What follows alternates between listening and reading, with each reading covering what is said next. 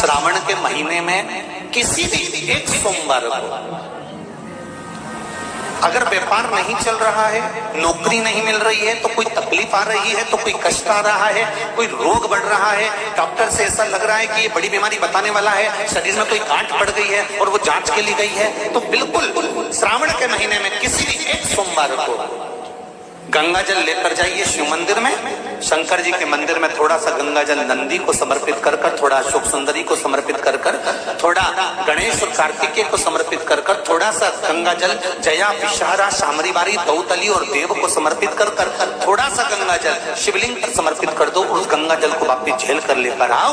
3 दिन तक लगातार उस गंगा जल को पीना प्रारंभ करो। उसके बाद जांच के लिए आप कहीं पर भी जाइए, बाबा कृपा जरूर करेगा, ये निश्चित।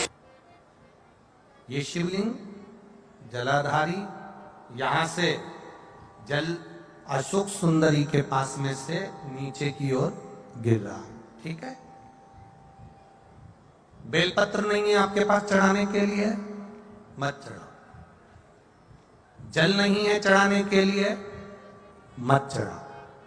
अक्षत नहीं है चढ़ाने के लिए, मत चढ़ाओ। पुष्प नहीं है शिव जी को चढ़ाने के लिए, मत चढ़ाओ। शमी पत्र नहीं है, मत चढ़ाओ।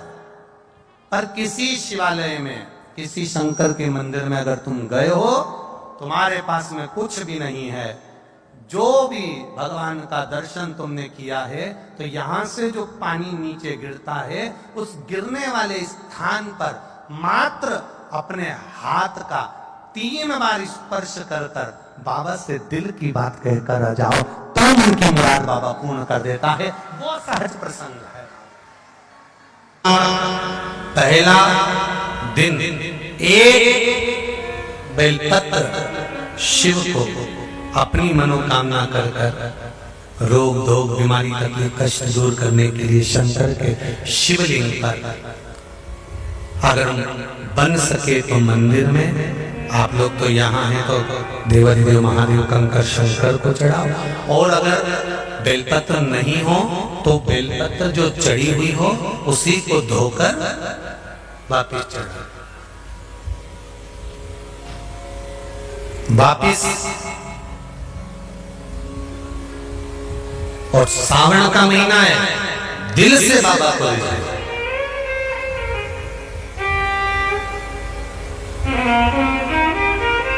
हम धर्म करने के चक्कर में, परमात्मा के भजन के चक्कर में किसी का अपमान ना करें। इसका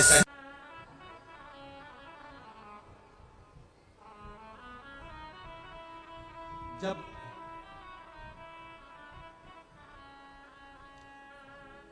सारी दुनिया की ठोकर खा लो, सारी दुनिया के हाथ जोड़ लो, सारी दुनिया से निवेदन कर लो, और उसके बाद भी तुम्हारी दुख की घड़ी समाप्त नहीं हो, तब प्रयास करना तुम्हारे घर में कोई गमला हो,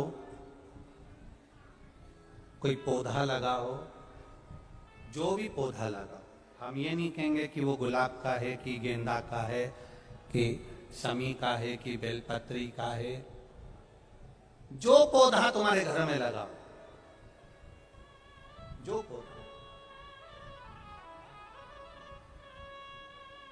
एक प्रयास करना। अभी सावन चालू हुआ है,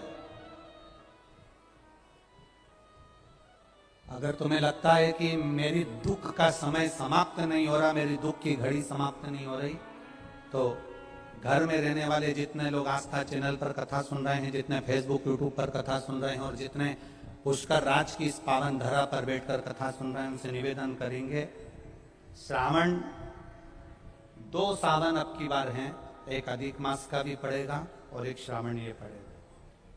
ये जब 2 श्रावण पड़ते हैं तो इसमें हरि और हर का मिलन होता है, हरि और हर का मिलन, क्योंकि अधिक मास जो है वो भगवान पुरुषोत्तम का है, भगवान विष्णु का, और सावन के मध्य में अगर पड़ रहा है तो देवाधिदेव महादेव के साथ भगवान हरि का मिलन हुआ है, इसलिए इसको हरिहर श्रावण कहते हैं।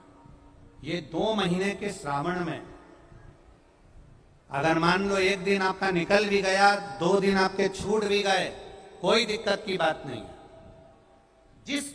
जो पेड़ तुम्हारे यहां लगा हो, जो पौधा तुम्हारे यहां लगा हो, जो वृक्ष तुम्हारे यहां लगा हो, जो क्यारा तुम्हारे यहां, कुंडी तुम्हारे यहां, उसी की मिट्टी को, उसी के पेड़ के नीचे, उसी पौधे के नीचे, उस मिट्टी को थोड़ा सा हाथ से उसको उठाकर एक लिंग की आकृति बना लें, उसमें जलाधारी